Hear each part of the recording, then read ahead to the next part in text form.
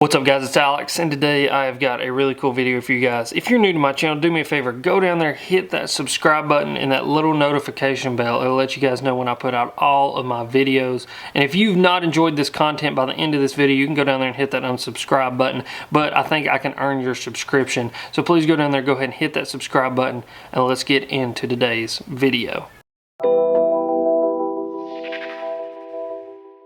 Alright guys, so today we're going to be talking about crankbaits, and in specific, those post-spawn, late post-spawn, and late summer crankbaits, those big deep divers, your 20 to 25 foot diving crankbaits, your 10XDs, your CD20s, your DD20s, your DD22, all those big crankbaits. And I want to discuss with you guys about conditioning of bass and the things that I think you can adjust to get more bites as we move on throughout the year. And this is an idea that I've had, and I've kind of tested this theory over the past couple of years and really had the theory proven to me when I started to adjust different things with different crankbaits and caught fish on different crankbaits.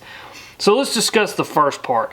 Why is it so easy on those early post-spawn fish, those new fish, which is very key there, those new fish, those fish that have just moved off post-spawn, they've just moved to those humps, they're hungry, they're coming off that long starvation that they had, guarding those fry or guarding those beds or laying those eggs, they're hungry, they're willing to eat.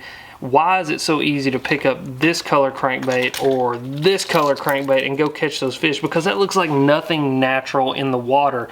But I believe, ow, that really hurt. I believe that those fish, when they see a bait like this, they're not conditioned to it yet. They're new, they've not seen a crankbait in a year, and you gotta realize a bass's brain isn't that big. They don't remember seeing a crankbait like this last year, and so when that sound profile and that body profile and that color comes through the water column that contrasts that deep dark water really well, they just know that's in my area, it looks like something I can eat, so I'm gonna go eat it because they're hungry. Like I said, they're coming off that starvation, they're new, so it's a lot easier to pick up your chartreuse bluebacks and your chartreuse sexy shads and your different crazy looking crankbaits and go get a bite.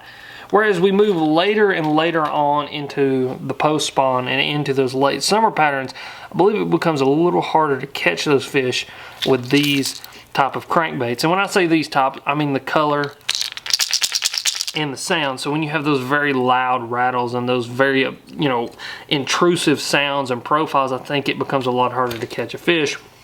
So when you go to those late post spawn, or when you're talking about July, August, even into September, right before they start to move back up, or as they start to move back up, I think you need to throw a lot more natural colors like these, like your green gizzard shads and your Tennessee shads. And as you guys can see, this is a kind of a translucent bait. This is one of my favorite colors to throw.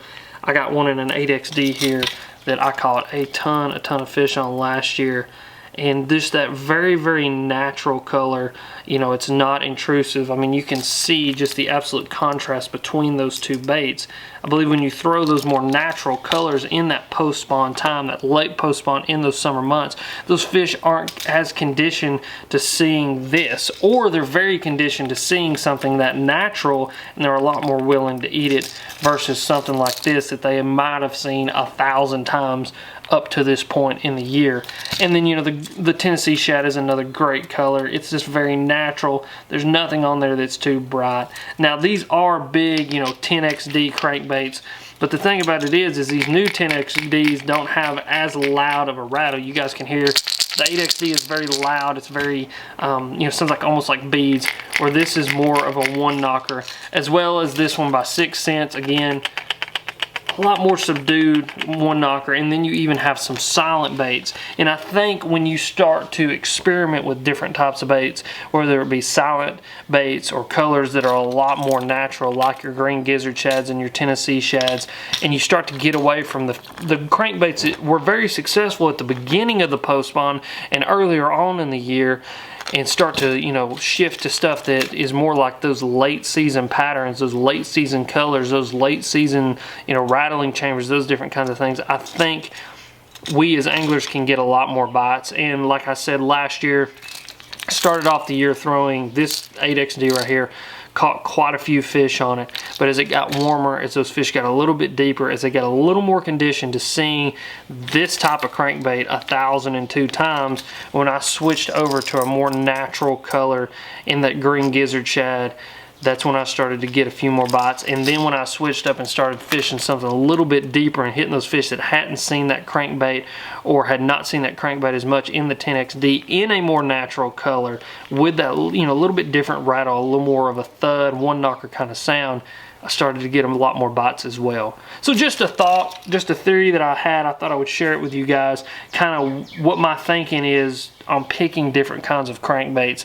Now I've got a variety of crankbaits here. I've got 10XDs, I've got 6 Cents, I've got Duo Realis, and you know, they all do well. They all have a different sound profile. And I'm not saying go out and buy every crankbait that's on the shelf, but if you're really dedicated to deep crankbait fishing and you love it as much as I do, it would behoove you to have a collection and a variety of crankbaits that you can try on different fish, on different schools, or even different crankbaits on the same school at different times to try to get some bites.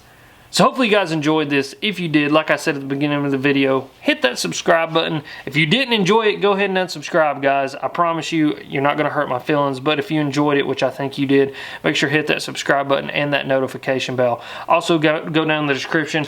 I'll leave links to these crankbaits that we talked about in today's videos so you guys can go check them out. And I'll also link my crankbait setup down below so you guys can check it out. But as always, you guys are sweet. Thanks for watching.